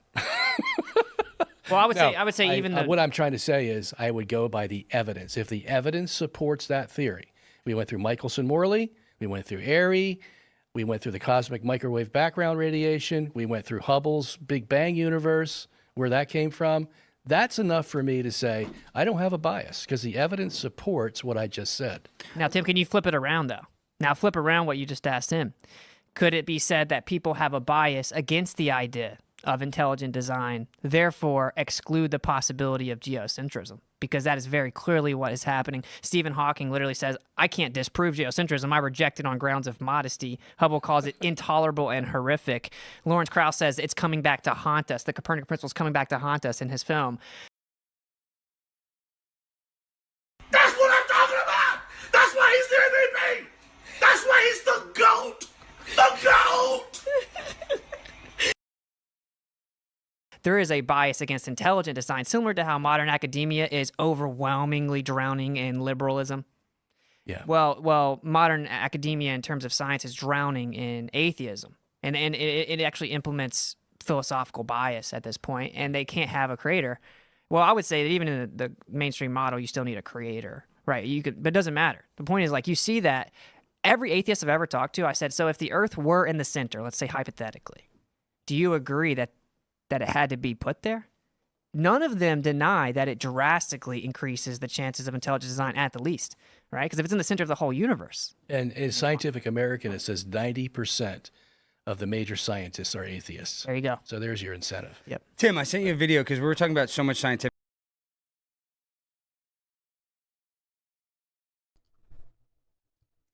Does anybody else kind of feel bad for Ferguson? I mean, that intellectual thrashing unleashed by Witsit, I mean, it left the Ferguson goof absolutely speechless. I mean, how do you come back from that level of annihilation? I mean, yes, Sungenis jumped in there with a couple points, but I mean, they were relatively weak compared to what Austin unleashed. How do you come back? I mean, Ferguson didn't even attempt a comeback. I mean, that level of decimation, I think that might be the highest level of absolute and complete decimation we have ever witnessed. I mean, it's a shame we didn't see Ferguson's face, because I mean, he didn't even attempt a comeback. Not even attempt a rebuttal. Just absolute annihilation, the likes of which we have never seen before. I mean, wow. Heracles says he had it coming, Bruce. Yeah, even so, that doesn't mean we can't feel bad for him.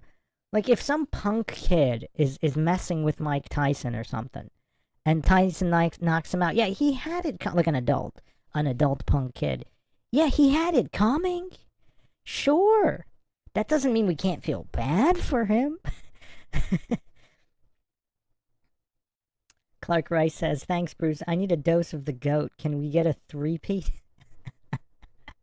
I don't want to spam it too much, because then it's going to lose its meaning. But, I mean, every time Austin just goes on this obliteration rampage, I will play it. Just that level of decimation. I don't want to play it arbitrarily. I mean, it's got to be deserved. It's got to be, I mean, I don't even know what to call that. That's not even technically a zinger. I mean, that's just sheer annihilation. We might have to make a new category for the new logical analysis system. I mean, I don't know what to even call that. That's just absolute annihilation. I mean, maybe a fatality. Should we add a fatality there? I mean, maybe we should add fatality. We'll mix it up because we have the Craig Toasty for the super fallacies and the zingers. The dingers, like the super dingers and all of that. So we're already mixing Street Fighter and Mortal Kombat. So we might have to add a fatality because that was just back-to-back fatalities by all. I mean, Ferguson didn't even attempt a rebuttal to anything that Austin just destroyed him with. I don't know if I've ever seen that level of destruction before.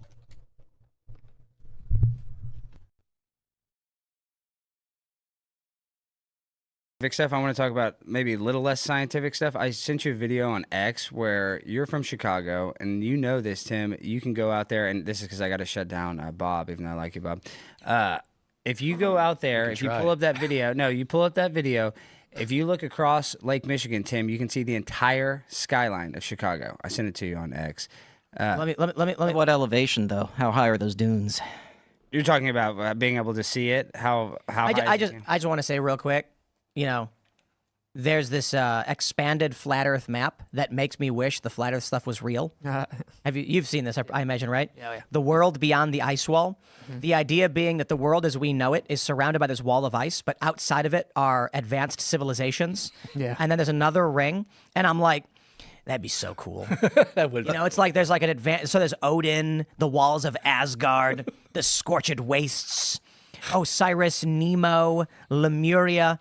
And it's like we are trapped as sort of trapped in this zoo around this ice ring. And if only we could penetrate it, we could get to the great land of Aten and Atlantis. Well, General Admiral, or is it Admiral Byrd? Was it General Byrd or Admiral Byrd? It doesn't matter. Admiral. He went to Antarctica. He was like the first explorer to really explore it. And he said that there's enough resources in Antarctica to supply the whole entire world. And so there is stuff in Antarctica that doesn't make sense that we don't know about. Major problem for flat Earth, though, if you look at that map, Tim, you've got South America pointing one way, you've got Australia pointing another way. How are they both able to see the South Celestial Pole?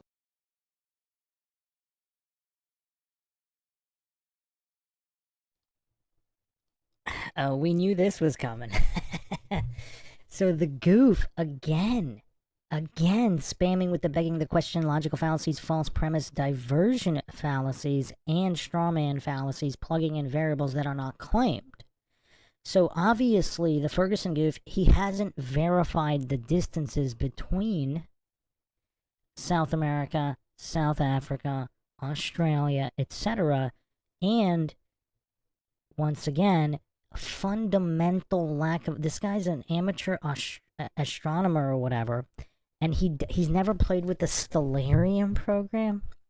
Again, I will play this clip. I play it all the time whenever somebody brings up this point, because it's actually hard to explain with it's hard to explain verbally. Like we need visual aid, but the lead in here is, if something looks a certain way, does that mean it is that way? So, for example, if you take, I don't know, a bottle cap and put it on the floor between your feet, if you're in an office chair with wheels, point at the bottle cap and spin either clockwise, counterclockwise, whatever, and point down at the bottle cap. Now, continuing to spin in the same direction, look up and point at the ceiling, or at, let's say, the light bulb is right above right above you. Are you going to appear to rotate in the opposite direction? Number one. Number two, you actually can see the Southern Cross from the Northern Hemisphere. And, let's bring up the receipts here. And again, goofs like Ferguson, so-called Professor Dave bring this up. Like, they're just these brain-dead goofs that are just not aware of any of this stuff. This has nothing to do with flat Earth. This is the Cayman Islands Astronomical Society, and you can actually see the Southern Cross here. And for those that don't know, the Cayman Islands is well above the equator. We're not talking right above the equator.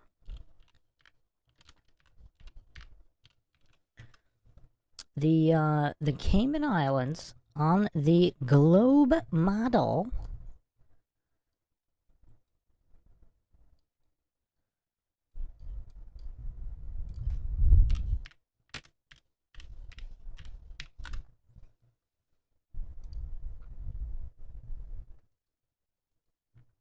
Man, what is going on with this lag now?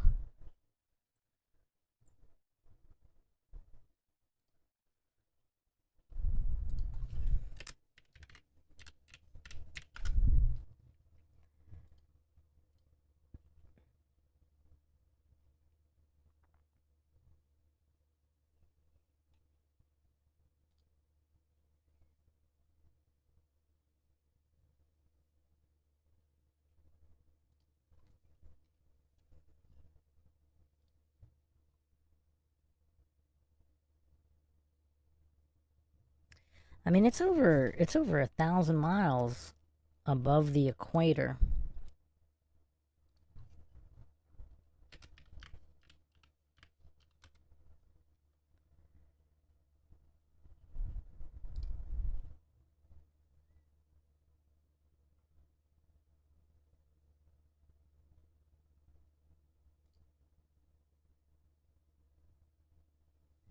I'm trying to get a map here with the legend,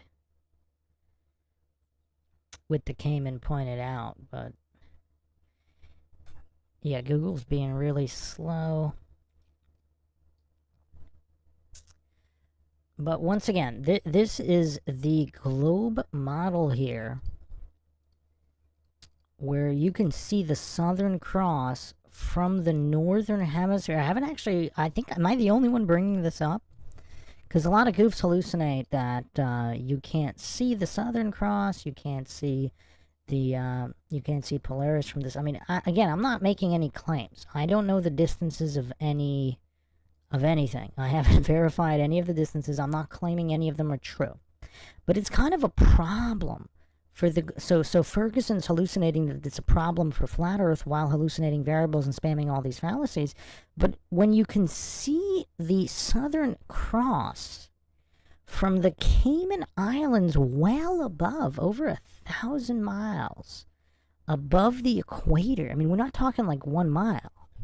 And it's not like you could just barely see it. I mean, look at this. This is straight from the telescope at the Cayman Islands. And now the follow-up video here, which I will play, just describes the rotations and everything, which need visual representations in order for it to make sense. But obviously Ferguson doesn't know about any of this. I mean, just nothing.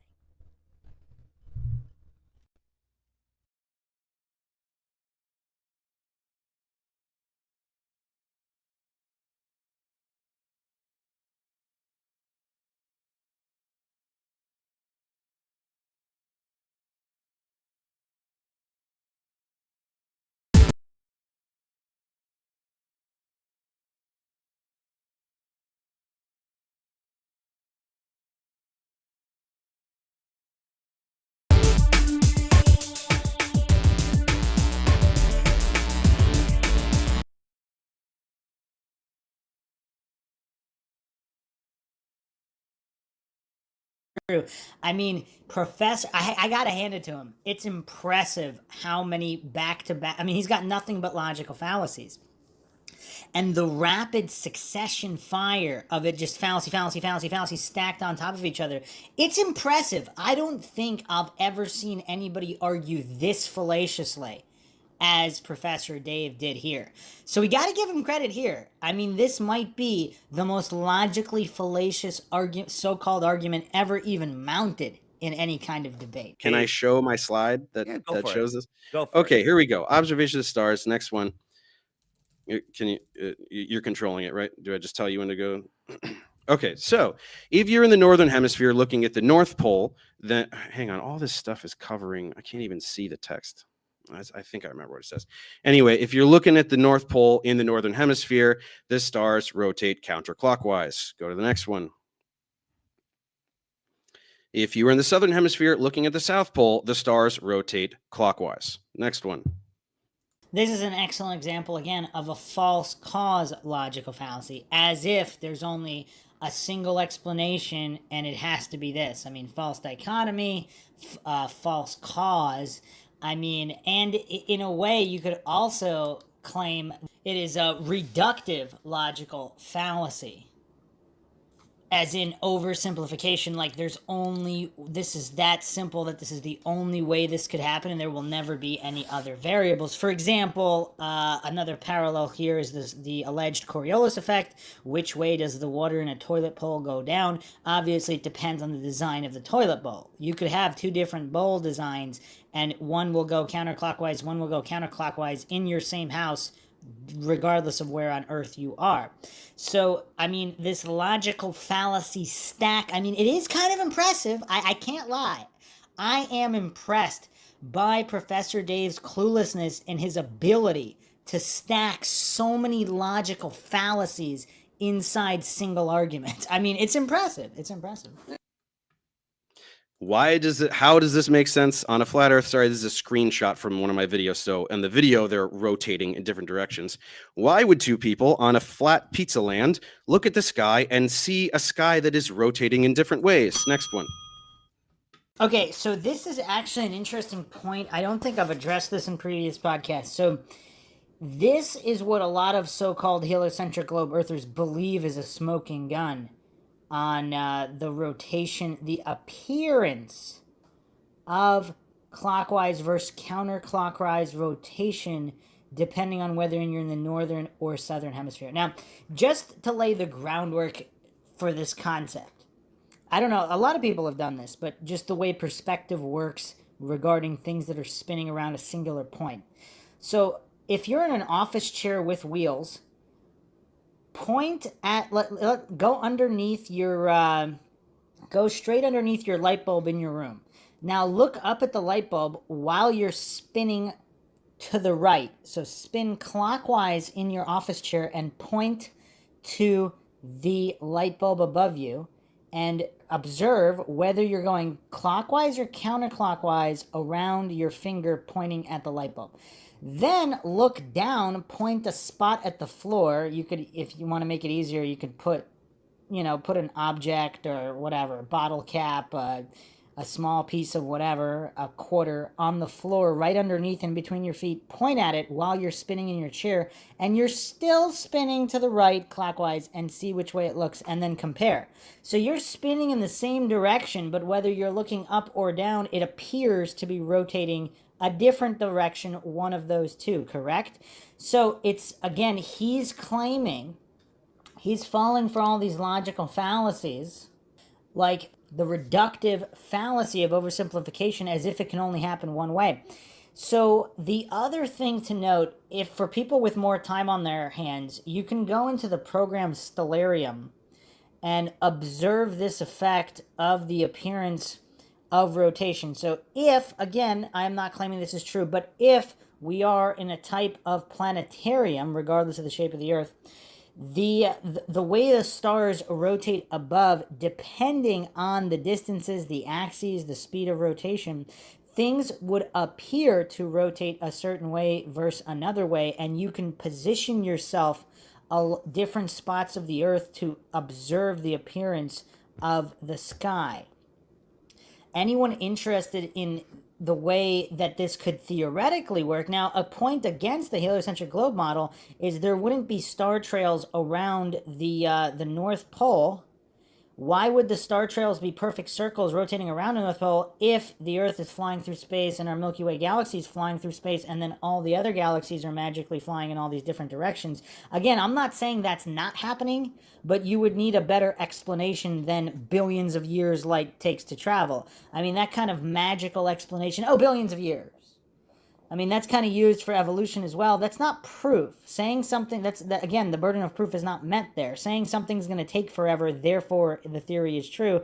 I mean, that's obviously silly nonsense. The theory might be true, but you can't prove it by saying, magically millions of years. I mean, that kind of silly nonsense, that's not scientific. You have to observe and measure, not hallucinate and default to blind faith. Let's continue here now. This is probably his dumbest argument yet.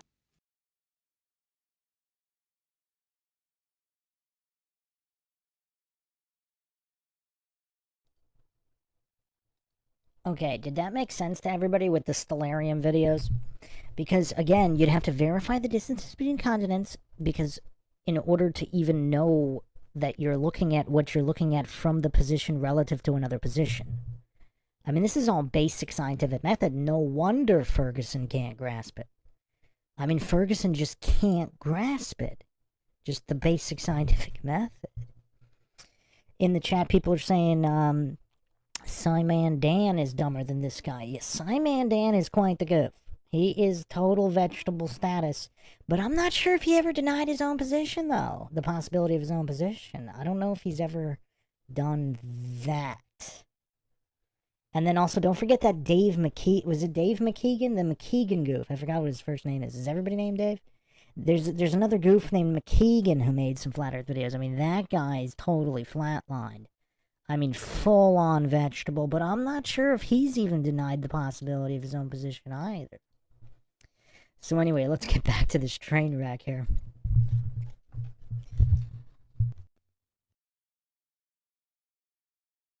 looking south. At different times. To be fair, I will say this. Why do you always omit that it's at different times? The flat Earth theorists do not believe this is a real map. No.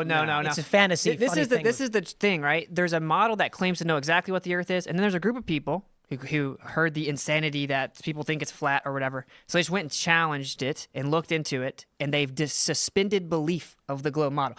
You know, this definitive flat Earth model thing is not popular within people who would say that they are flat earthers. We don't know. We can't even privately explore it, right? The empirical measurement shows that the Earth is not curving at the rate that they say, and we don't need Chicago. You can see Canigou Mountains from 160 miles away. Which the globe predicts. It literally does, and It literally does. It literally does. You can go check it out. So is this the elevation of? Is this an inaccurate depiction or? Yeah, inaccurate. Straw man.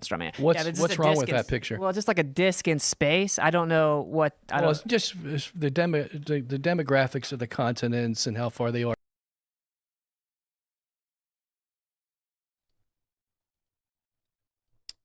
We'll see if Witsit gets back to this, but he just let Ferguson get away with the globe Earth literally predicts that you would see Mount Canigou. No, what they did is a post-hoc logical fallacy where whatever the missing curvature is, that's just refraction. Whatever it is, whatever the difference is, they just plug in refraction the same way they did with dark matter, with relativity. They just plug in what doesn't match and pretend that that's part of the model. I can't believe Witsit let this Ferguson goof get away with that. I mean, that level of goofery. I mean, that's crazy. That's crazy.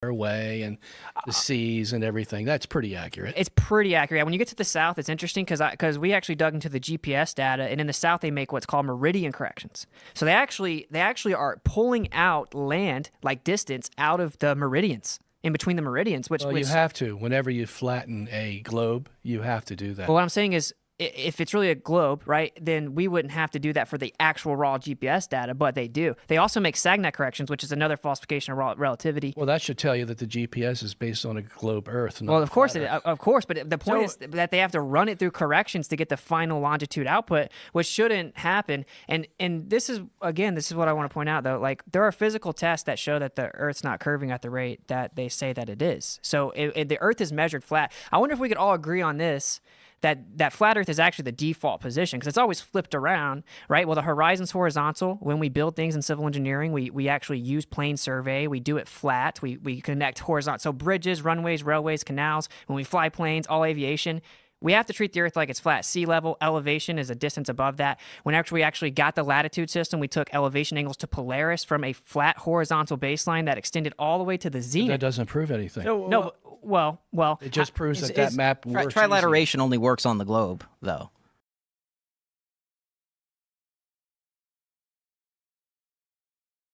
Fallacies, fallacies, fallacies, fallacies, fallacies, fallacies, fallacies, fallacies. Oh, my poor husband. He's a vegetable. He's a vegetable. He's a vegetable.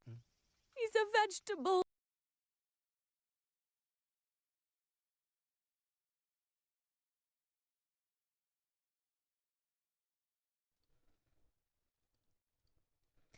I don't know. I'm going to have to push back on some of you guys here. I think this guy's my new favorite for Dunning-Kruger champ. Now, he might not win the metrics, because his verbal diarrhea game is just nowhere near Craig levels or Sartain levels.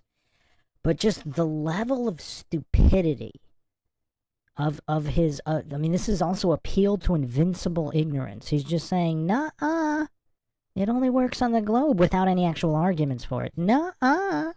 That's all he has. Globe predicts. Globe. I mean, saying something doesn't make it true. I mean, Austin just unleashed another fatality on him, and his only response is, I mean, just look at this Dunning-Kruger stare. I mean, all he has is this Dunning-Kruger stare. He's been annihilated to a level I've never seen anybody annihilated before. I mean, it's really tough here. It's just so tough. I've never seen annihilation like this before. And he comes back with, oh, it only works on the globe. What? What? I mean, and notice how he's got no supporting evidence for anything he's saying. He's making claims with no support of any kind. Same thing with Sungenis. That doesn't prove anything? What? I mean, maybe not definitively, but yeah, I mean, his cope is weird. Sungenis' cope is weird too. I mean, where is Sungenis' actual argument? Oh, that doesn't prove anything. That's also an appeal to invincible ignorance fallacy. Because how does it not prove? Because let's say it doesn't prove. I'm not saying it does. But, you know, you're actually going to have to make, you know, are you going to rebut any of the actual points? Or demonstrate why the, like, how do the points not prove what is alleged? Instead of just saying, nuh-uh.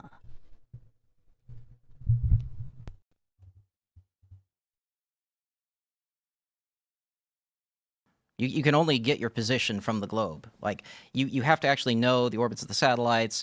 But there is no satellites. I have a No, there are satellites. Satellites disprove heliocentrism, and the actual path is nothing more than a projection. So I have a quick question. It's very rudimentary. Not going to get into deep science or anything. I once flew to New Zealand, and I'm looking at these flat Earth maps, and I'm like, I can't quite explain the path of the flight as it pertains to the flight I actually went on. So I know which direction we left from the airport. And I know I did not fly north or westward. you're over water the whole time? Most Yeah. of the time? Yeah. And so that would imply that after we flew south beyond the visual, the ability to identify any landmass, the plane then hooked right. So it implies that when I flew from New York to Los Angeles to New Zealand, and I got these couple, maybe these maps are inaccurate representations of what flat earthers believe, but if I left from Los Angeles and we started flying south, which we did, as soon as we left the visual area so that no one on the plane could identify it, the plane then turns right. So it flies straight down and then hooks right instead of just flying straight to New Zealand. I don't believe that happened. Well, planes are always making corrections based on cardinal direction. So you're not going to be able to tell in a plane, but I can tell that we didn't fly west or north. And so when we departed, we were flying south. If you left South America and went to New Zealand, you could go there on a globe map straight to New Zealand. If you turn that into a flat Earth map, the flat Earth map would require you to dip down to make like a semicircle and then go up to New Zealand. That's a fact. well, yeah, there are many paths that make more sense on, like, say, the azimuthal projection than the globe, and they claim all kinds of things. They didn't stop for gas or whatever. And I'll make it very clear, actually, I don't claim definitive projections. If we've been misled about the nature of the Earth, which I think the evidence is overwhelming that we have been, it would be very naive to think that we have a perfect depiction of the very thing that we were misled about. Of course we don't. Now, in the North, 90% of the world population here, we have a better grasp of it, but it's just a projection thing. And bringing up the satellite thing, that's kind of like a misnomer that, like, satellites can't exist on a flat Earth. Actually, satellites, for one, disprove heliocentrism, because they actually have to account for inertial forces. They account for centrifugal forces, which are considered fictitious and pseudo forces in your paradigm. They can't exist. That's what I'm talking about! That's why he's the MVP! That's why he's the GOAT! The GOAT! So if there are actually satellites being put up there, they're accounting for the angular momentum of a rotating universe around a stationary Earth with inertial forces, centrifugal, Coriolis, and Euler forces. Those can exist in your paradigm. They don't exist in Newtonian mechanics. Those are forces external to Newtonian mechanics, and they don't exist in Einstein. So just point that out. Witsit's trying to... Satellites are actually, I love them. This idea that I'm scared of satellites. Well, I see Starlinks. I watch mini launches. I don't have a problem with it. I have a Starlink. You know, I haven't set up the internet, but I have one. How do they stay up there? Well, that's the equations. The physics and equations say they're using the spinning universe. That's what is factually in the equations. It says that it uses centrifugal force. So like if you had a ball tied to a rope and you spin it, right, it's going to keep going in a circle because you're pulling it, but the ball has a tendency to move out away from you. It's going to keep going around because you're pulling it. That's called centrifugal force. They have to account for this and the real Coriolis force, which is like an inward centripetal force, so a radially inward force, for the satellite equations. According to the heliocentric model, there is no such thing. That's what I'm talking about. That's why he's the MVP. That's why he's the GOAT. The GOAT. That shouldn't be How would they stay above a flare? They're on balloons. Type in satellites on balloons. I'm telling you, They're not all on balloons. They're not all on balloons, but there's satellites that were on balloons. Yeah, from it was called Project Samsung. Loon. I'm just saying. So Google they say Google there's launched a satellites. bunch of balloons carrying internet nodes. Exactly. So they could float over I'm the saying. earth. So the that's not a military al- the conspiracy. I'm just military saying also they has use them. balloons, and NASA is the user. So more Elon's helium actually than- just launching balloons, but putting on You a can show. type it. No, you no, can I type in don't. NASA. They do balloon launches. Literally, I know. type in, Yeah, they right, can do that if it's low Earth orbit. But if you have a weather satellite that's out there at 22,200 miles, you're not going to get a balloon out there. See, I totally disavow those distance claims, and because the way that they do it, they take the signal and that's cool. So what equation do you use to determine distance? Parallax. You just use simple trigonometry. It's basic trigonometry. Really? So what's the length of your baseline? Well, let's see. For space station, it was 760 meters. 760-meter baseline to determine the distance to the space station. Yep. Okay, and so you're saying it's impossible for the ISS to move over a plane?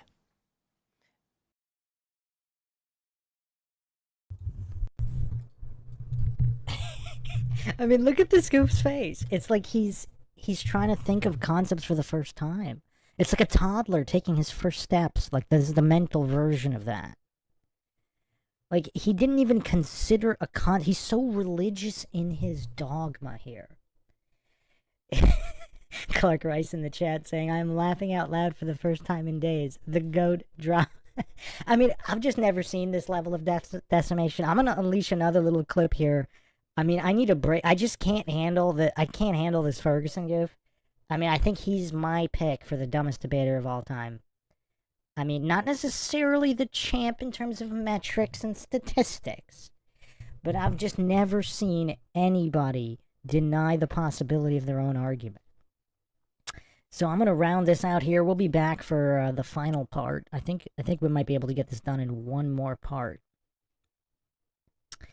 And, yeah, so I have one more clip here to round out another epic edition of this. I mean, this was a really interesting one, because we have, like, little moments where there was actual decent logical discussion. They didn't last long.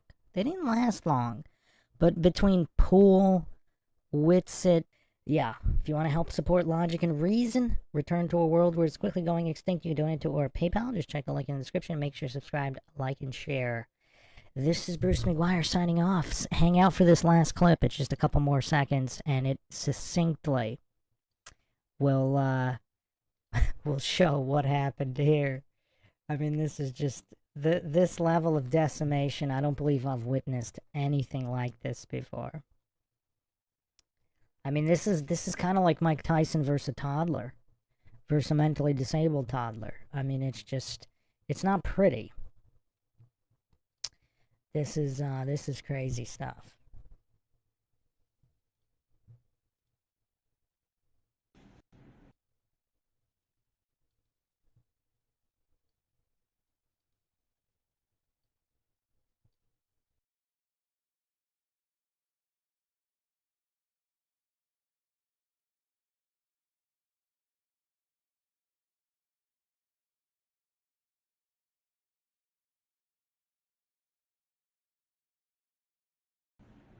He's all wrong for us, baby. I saw you beat that man like I never saw no man get beat before.